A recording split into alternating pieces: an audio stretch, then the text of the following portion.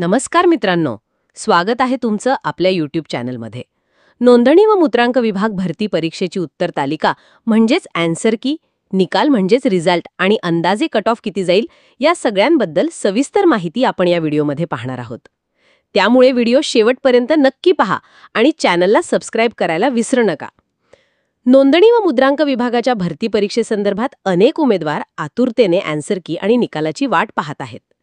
नुकतीच ही परीक्षा यशस्वीरित्या पार पडली असून आता सर्वात महत्त्वाचा प्रश्न म्हणजे उत्तर तालिका कधी येणार. सहसा अशा प्रकारच्या भरती परीक्षांची उत्तर तालिका परीक्षा झाल्यानंतर साधारण 7 ते 15 दिवसात जाहीर केली जाते. त्यामुळे नोंदणी व मुद्रांक विभागाची आन्सर की आपल्याला जुलैच्या दुसऱ्या किंवा तिसऱ्या आठवड्यात मिळण्याची शक्यता आहे.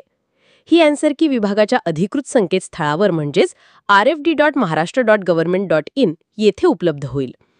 उत्तर तालिकेनंतर निकाल जाहीर होण्यासाठी किमान 20 ते 30 दिवस लागतात. त्यामुळे निकाल ऑगस्टच्या शेवटच्या आठवड्यात किंवा सप्टेंबरच्या पहिल्या आठवड्यात जाहीर होण्याची शक्यता आहे.